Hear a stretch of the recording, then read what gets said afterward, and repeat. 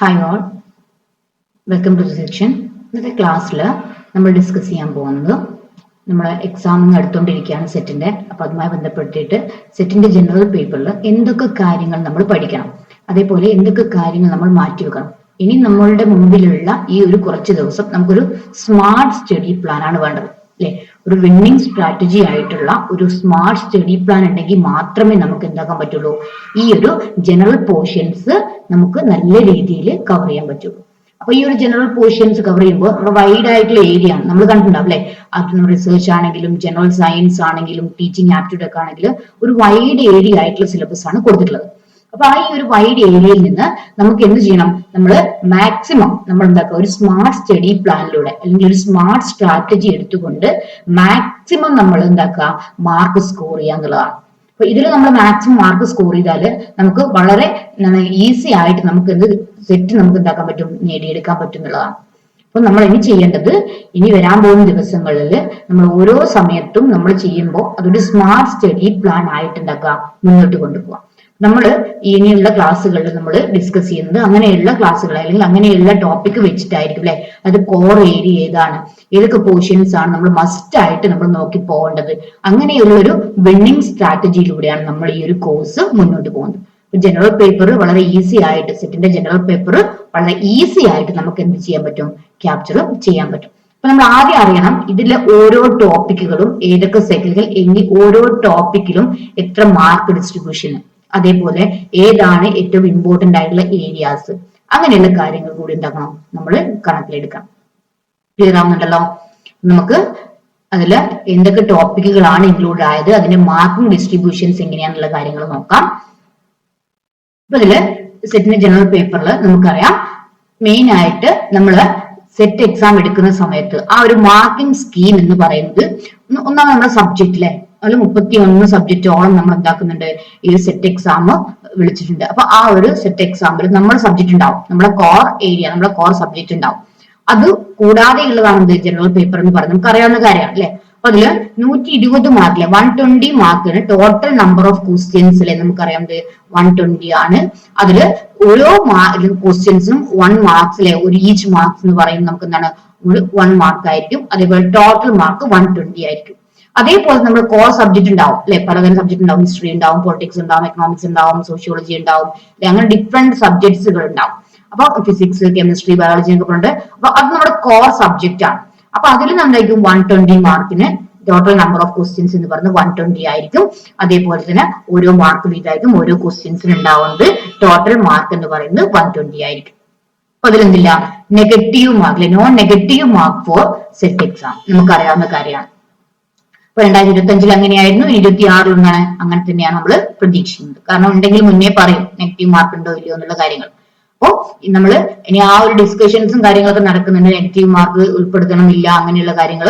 അതിന് മുന്നേ നമ്മൾ എന്ത് ചെയ്യുക, മാക്സിമം നമ്മൾ എന്താക്കുക, എഫോർട്ട് എടുത്തിട്ട് മാക്സിമം കോർ ഏരിയാസ് ഒക്കെ നോക്കി പോയിട്ട് നമുക്ക് ഇത്തവണ തന്നെ നമ്മൾ എന്താക്കണം, സെറ്റ് നമ്മൾ ഉറപ്പിക്കണം.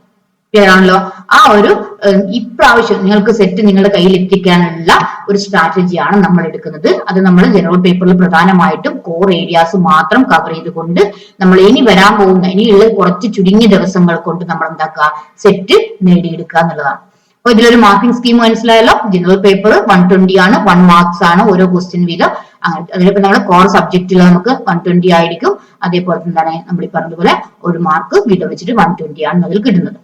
ഇനി അതില് നമുക്ക് ആ ഒരു അതിന്റെ നമ്മൾ പറഞ്ഞു മാർക്കിംഗ് സ്കീം നമ്മൾ പറഞ്ഞു. അതിൽ ജനറൽ പേപ്പറിനെ കുറിച്ചാണ് നമ്മൾ ഇന്ന് ഡിസ്കസ് ചെയ്യാൻ പോകുന്നത്. കോർ പേപ്പർ ഓരോരുത്തർക്കും ഡിഫറെന്റ് ആയിട്ടുള്ള കോർ പേപ്പേഴ്സ് ആണ് ഉണ്ടാവുന്നത്. അപ്പൊ ജനറൽ പേപ്പറിൽ നമുക്ക് 120 മാർക്കിനാണ് നമ്പർ ഓഫ് ക്വസ്റ്റ്യൻസ്, നമുക്കറിയാം ഒബ്ജക്റ്റീവ് ടൈപ്പ് ക്വസ്റ്റ്യൻസ് ആയിരിക്കും.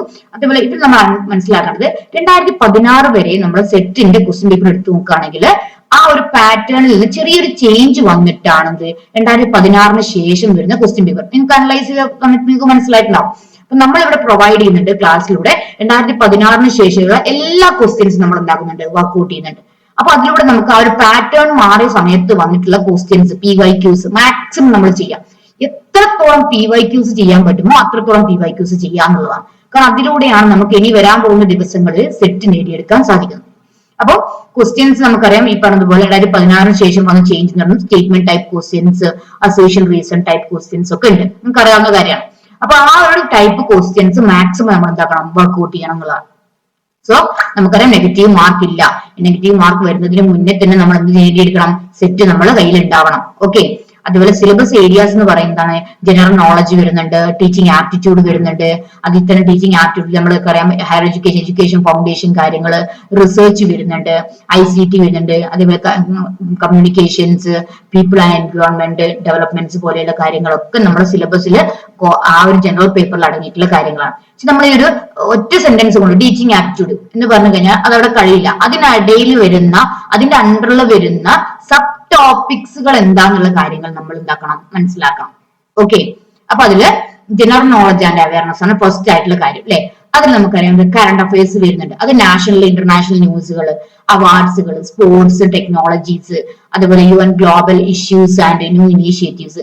ഇതൊക്കെ നമ്മൾ കുറെ മുന്നേ ഉള്ള കാര്യങ്ങളൊന്നും വേണ്ട, അത് കറണ്ട് അഫയർ ആണ്. അപ്പൊ അതൊരു 1 ഇയറിൽ വരുന്ന കാര്യങ്ങളൊക്കെ നമ്മൾ എന്താക്കണം, ഒന്ന് ഓടിച്ചു പോകണം. കാരണം വലിയ വരാൻ പോകുന്ന ദിവസങ്ങളിൽ ഒരുപാട് എന്താണ് പിന്നിലോട്ടേക്ക് പോയിട്ട് 2 വർഷം 3 വർഷം അങ്ങനെ എടുക്കേണ്ട ആവശ്യമില്ല. ഒരു 1 ഇയർ അല്ലെ, ആ 2025 നടന്ന കാര്യങ്ങൾ അത്രയും വേണ്ടി വരുള്ളൂ.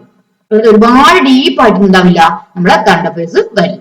പിന്നെ നമ്മൾ എന്താണ് ഈ എന്താണ് സ്റ്റാറ്റിക് GK നമുക്ക് history, geography, Indian polity, economics, culture, അതേപോലെ major world, Indian art and forms.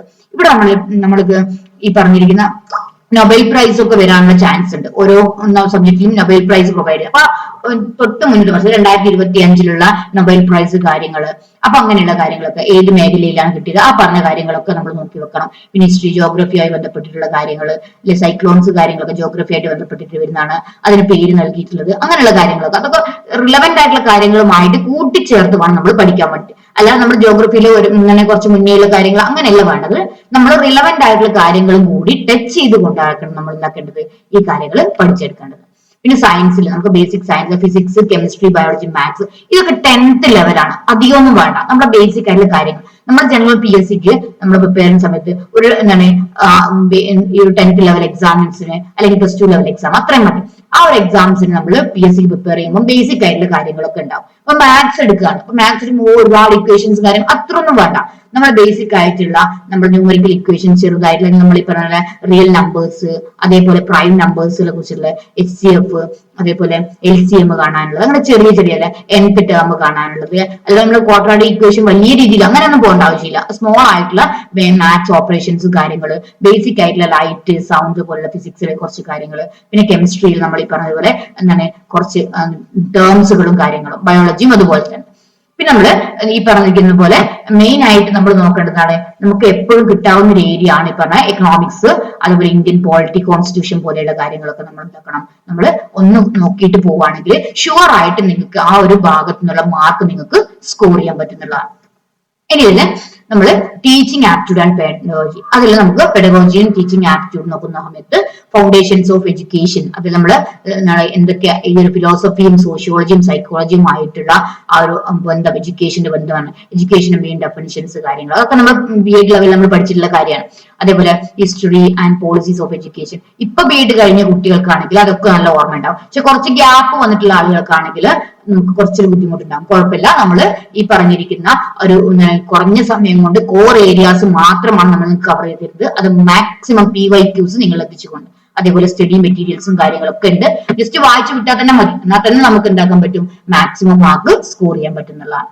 അതേപോലെ teaching and learning process, theories, evaluation അല്ലെ, അത് നമ്മൾ സമ്മേറ്റീവ് ഇവാലുവേഷൻ, ഫോർമേറ്റീവ് ഇവാലുവേഷൻ പോലെയുള്ള കാര്യങ്ങൾ, ലേണിംഗ് പ്രൊസീജിയേഴ്സ് എങ്ങനെയാണ്, മൈക്രോ ടീച്ചിങ് പോലെയുള്ള കാര്യങ്ങൾ, അതൊക്കെയാണ് ആ ഒരു ഭാഗത്ത് നമ്മൾ മെയിൻ ആയിട്ട് പഠിക്കേണ്ടത്.